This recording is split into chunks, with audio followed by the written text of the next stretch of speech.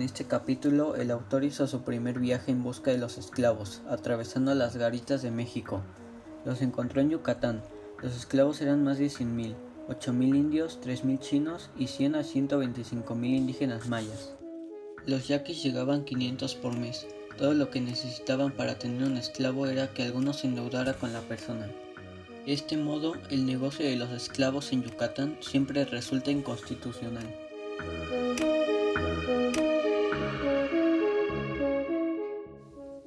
Se sabe que los yaquis tenían legítimos títulos sobre sus tierras cuando Corral, Izabal y Torres se presentaron en escena. En la época de la conquista española constituían una nación de 100.000 a 200.000 personas, y algunos historiadores suponen que son una rama de los aztecas. 17 de mayo de 1892, el general Otero del ejército mexicano ordenó agarrar a los yaquis, hombres, mujeres y niños que había en la ciudad de Navojoa, y colgó a tantos que se agotaron las cuerdas, siendo necesario usar cada una de ellas 5 o 6 veces.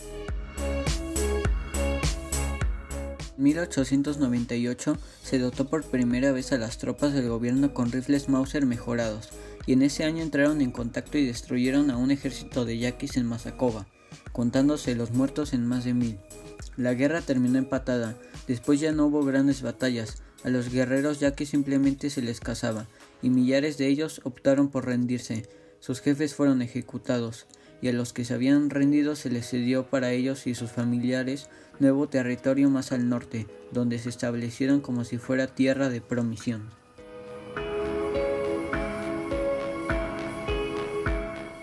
Los yaquis que se dirigen a Yucatán, al llegar al puerto de Guaymas, abordan un barco de guerra del gobierno, hasta el puerto de San Blas.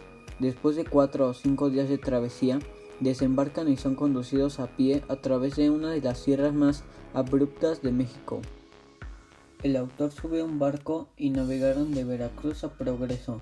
Cuando pasaron frente al faro de Veracruz, una ola impulsada por el viento norte se estrelló contra el costado del barco, y el agua empezó a entrar a chorros por las ventanillas más bajas, inundando el alojamiento de los infelices desterrados. Estos salieron al puente, pero allí se encontraron con un aguacero que los hizo regresar a la bodega.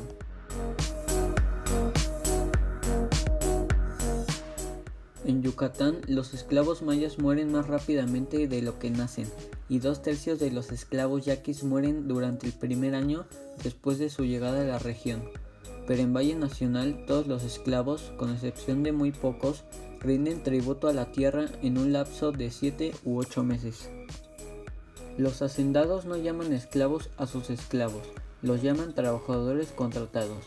En primer lugar, el hacendado compra al esclavo por una suma determinada, lo hace trabajar a su voluntad, lo alimenta o le hace pasar hambre a su antojo, lo tiene vigilado por guardias armados día y noche, lo azota, no le da dinero, lo mata, y el trabajador no tiene ningún recurso al cual acudir. En 1908 el precio corriente por cada hombre era de 45 pesos, las mujeres y los niños costaban la mitad.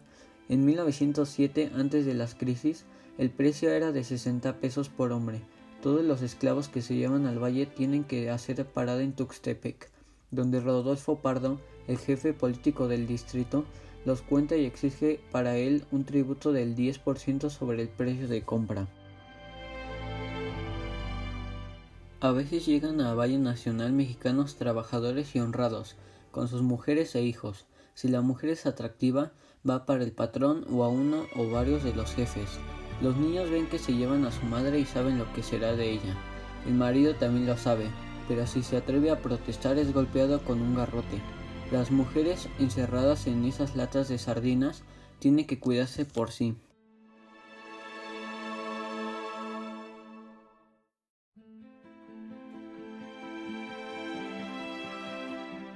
Lo mismo que en Yucatán, visitó la región bajo el disfraz de un probable comprador de fincas y logró convencer a las autoridades y a los propietarios de que disponía de varios millones de dólares listos para su inversión.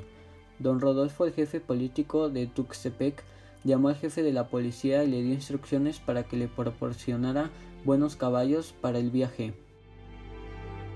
A la caída de la noche entraron en Jacatepec y allí vio a la cuadrilla de esclavos. Había salido antes y se había mantenido adelante andando los 46 kilómetros de camino lodoso. A pesar de que algunos de ellos se debilitaron por el encierro, estaban tendidos en un espacio verde delante de la casa de detención. Después se levantó a las 5 de la mañana siguiente y no desayunó para poder seguir a la cuadrilla de esclavos por el camino a Valle Nacional. Pronto empezó a ver las cuadrillas de 20 a 100 hombres, trabajando en los campos, preparando la tierra para plantar el tabaco. En este capítulo el presidente les asignó a un policía. Ese policía cuenta lo siguiente: los esclavos que están exhaustos y no sirven para nada, pero que tienen la fuerza suficiente para gritar y defenderse, sí van a ser echados a los hambrientos, son abandonados en el camino sin un centavo, y muchos de ellos se arrastran hasta morir al pueblo.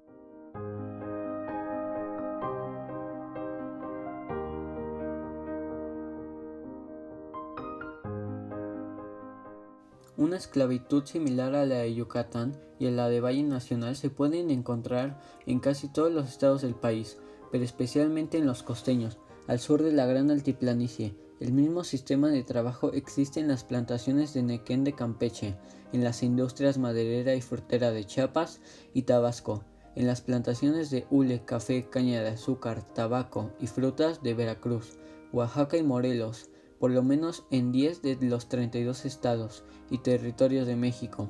La mayoría abrumadora de trabajadores son esclavos. Los peones del campo suele acreditárseles jornales nominales, que varían entre 25 y 50 centavos diarios, rara vez son más altos. Por lo regular, no reciben un solo centavo en efectivo, sino que se les paga en vales de crédito contra la tienda de raya de la hacienda, a pesar de los precios exorbitantes. Como resultado, su alimento consiste solamente en maíz y frijoles. Viven en cabañas que suelen estar hechas de materiales no más consistentes que la caña de maíz, y usan sus pobres vestidos no solo hasta que se convierten en andrajos, a punto de deshacerse, sino hasta que efectivamente se deshacen.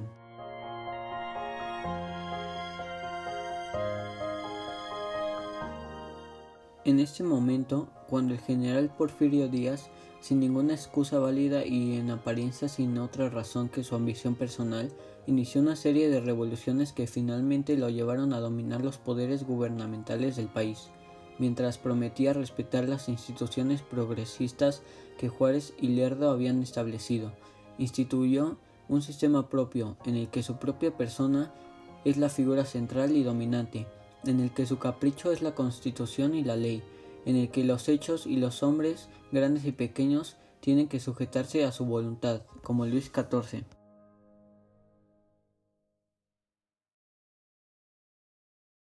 pueblo mexicano demostró muchas veces que no quería a Díaz como jefe de gobierno, en 3 ocasiones durante los primeros 5 años de Azonadas.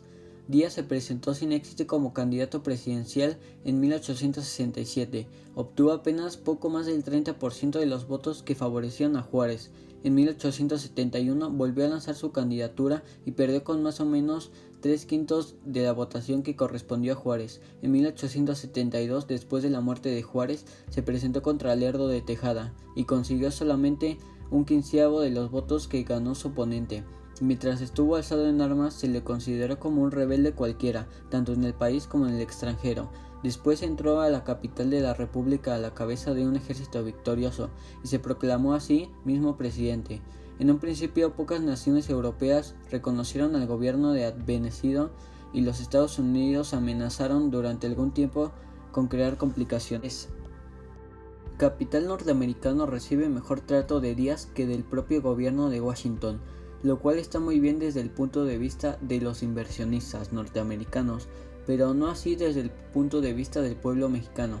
En resumen, el país ha caído en manos de sus funcionarios, de sus amigos y de los extranjeros, y por todo esto el pueblo ha pagado, no solo con sus tierras, sino con su carne y sangre. Ha pagado con el peonaje y la esclavitud, ha perdido la libertad, la democracia y la bendición del progreso.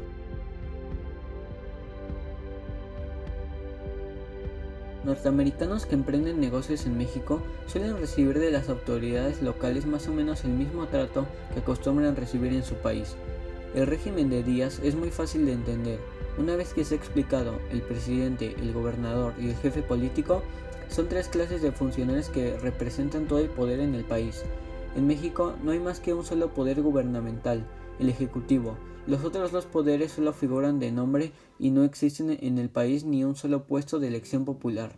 Todos son ocupados por nombramiento expendido por alguna de las tres clases de funcionarios del Ejecutivo mencionado. En México es necesario que sea muy pequeño un pueblo para que no haya en él soldados o rurales, y todavía más pequeño para que no tenga gendarmes. México nunca ha gozado realmente de libertad política. El país solo ha conocido promesas de libertad. Sin embargo, estas promesas han ayudado sin duda a mantener a los mexicanos patriotas en la lucha por su cumplimiento, aunque sean muy grandes las desigualdades en su contra. Cuando Porfirio Díaz se apoderó del gobierno de México en 1876, parecía ganar la batalla mexicana por la libertad política. Se había expulsado del país al último soldado extranjero. Se había quebrantado a la asfixiante opresión de la Iglesia sobre el Estado, se había inaugurado un sistema de sufragio universal y adoptado una constitución muy parecida a la de los Estados Unidos. Por último, el presidente Lerdo de Tejada, uno de los constituyentes, comenzaban a establecer el régimen constitucional. El movimiento del Partido Liberal fue el único al que Díaz permitió progresar mucho en materia de organización. Este partido nació en el otoño de 1900, después de que había sido eliminado todo peligro de oposición efectiva contra la entrada del dictador en un sexto periodo.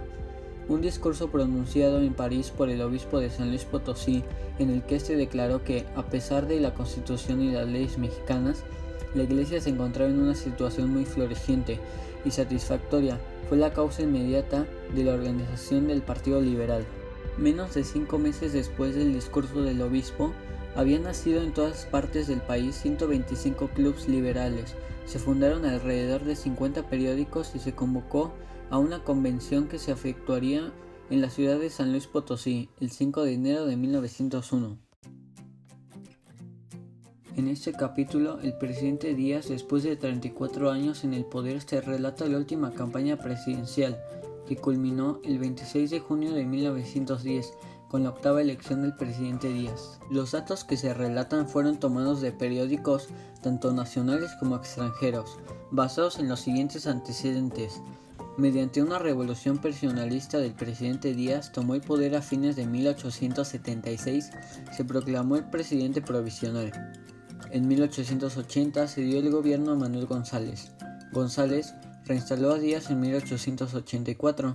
Después Díaz fue reelegido por unanimidad, cada 4 años durante 20, hasta 1904, en el que el periodo presidencial se alargó a 6 años y por séptima vez fue elegido por unanimidad. Finalmente, el 10 de julio de 1910, Díaz resultó elegido presidente de México por octava vez. Antecedentes: el presidente Díaz había prometido no reelegirse por octava vez, ya que según él había gobernado y preparado al pueblo para elegir y cambiar a su gobierno, en cada elección sin peligro a revoluciones. Los partidos de oposición se organizaron en 500 clubes, los cuales al juntarse se llamaron Club Central Democrático.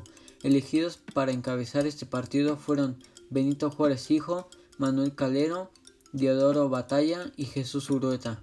Otro era el Club Reeleccionista, encabezado por funcionarios de Díaz. En 1910 se designó Madero como candidato a la presidencia. La población se entusiasmó en saber que habría elecciones. El presidente Díaz organizó una manifestación a su favor, superada por los manifestantes de Madero. Los seguidores de Madero, de igual forma, fueron encarcelados o fusilados a nivel nacional. El mismo Madero fue detenido el día de las elecciones. Durante las elecciones, los soldados vigilaban las casillas, y aquellos que no votaban por Díaz se arriesgaban a ser encarcelados. Huelga de Río Blanco, situada en Veracruz, es la más grande y moderna fábrica de textiles, en la cual hay trabajadores, hombres, mujeres y niños, en horarios hasta de 13 horas y en ambientes adversos para la salud. En esa época, el único sindicato que aceptaba los derechos de los trabajadores era el sindicato de ferrocarrileros, quienes también se declararon en huelga. Otra huelga fue la fábrica textil de Atizapán, situada cerca de la Ciudad de México, así como la huelga de Cananea, las cuales pedían en todos los casos mejoras laborales, pero en todos los casos fueron reprimidas con violencia. Otorgaron mínimos beneficios a los trabajadores. Ese capítulo, el autor lo dedica a relatar cómo sus reportajes y su libro no son creíbles en los Estados Unidos. Asimismo, relata cómo la prensa norteamericana niega la noticia de la esclavitud en México, de cómo son enganchados los trabajadores yaquis para ser llevados a campos de trabajo donde hay brutalidad y salvajismo, y tenerlos como prisioneros. Con el fin de que el presidente tenga haciendas mexicanas trabajando con inversión de Estados Unidos, el régimen de esclavitud que se aplica en los peones continuará, siendo un tráfico de carne humana, mientras las noticias de estas situaciones se sigan ocultando. El sistema de trabajo forzado continuará, por lo que se pregunta, ¿quién ha distorsionado la verdad de la esclavitud de México? ¿El autor o los otros? En este capítulo, el autor explica cómo el presidente Díaz ejerce influencia sobre la prensa norteamericana, para que ésta no escriba artículos que relaten la situación de esclavitud de México, nombrando periódicos y directores de los mismos, los cuales de alguna manera son propietarios de grandes extensiones de tierra o son propietarios de negocios los cuales se verían afectados si se publicara la realidad de la manera en la que tratan a los peones, en las fábricas, en las plantaciones, en las minas y en los negocios. Los principales socios norteamericanos de Díaz son los Estados Unidos, quienes 50 años antes liberaron la esclavitud en su país. El tío Sam o los Estados Unidos ha engañado a su pueblo y ha hecho creer que en México no hay esclavitud, siendo que los Estados Unidos son responsables en parte del sistema de esclavitud en México, al ser los principales inversionistas de las empresas que ocupan la mano de obra esclavista. Es importante mencionar que Estados Unidos critica al zar de Rusia por sus tratos laborales, al igual que al Congo. Sin embargo, no actúan contra la esclavitud que tienen en México. Se calcula que los Estados Unidos tienen 900 billones de dólares invertidos en México. Como no podían ser detenidos en los Estados Unidos, los regresaban a México, donde eran detenidos y llevados a los tribunales o muertos por los amigos de Díaz. Algunos miembros del Partido Liberal fueron procesados en Estados Unidos. Algunos jueces detectaron que eran acusaciones injustificadas sin poder detener a los acusados y solo se procedía a su deportación, que en cualquier caso era peor, ya que los funcionarios de migración mexicanos los detenían.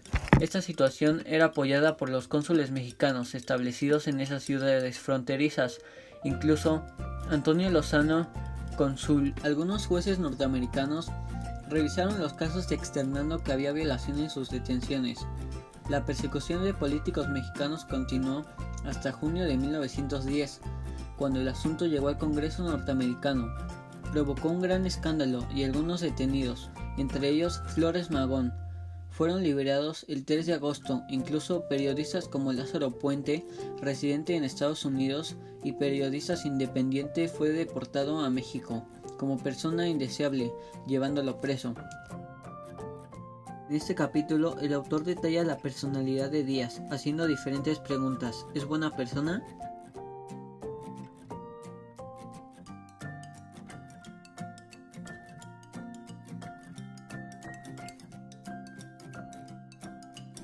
De los norteamericanos, su personalidad es de que es buena.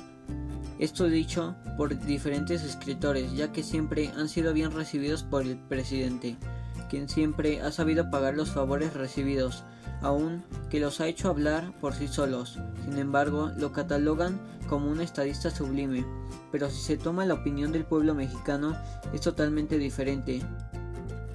Díaz considera que al pueblo mexicano hay que gobernarlo desde arriba, pues no es apto para la democracia, hay que esclavizarlo, puesto que no haría nada por sí mismo o por la humanidad si no se le obligase a hacerlo por medio del látigo o el hambre. En los últimos párrafos del libro se da la explicación de la situación de México en 1910, los defectos del sistema de Díaz para gobernar México, así como los intereses de Estados Unidos, que se puede hacer para dar el fin en la esclavitud en México, ya que el bárbaro gobierno mexicano actual no hay esperanzas de forma excepto por medio de la revolución armada. Y en el último párrafo indica que es muy posible que de haber una revolución, México sea invadido por los Estados Unidos para seguir apoyando la esclavitud.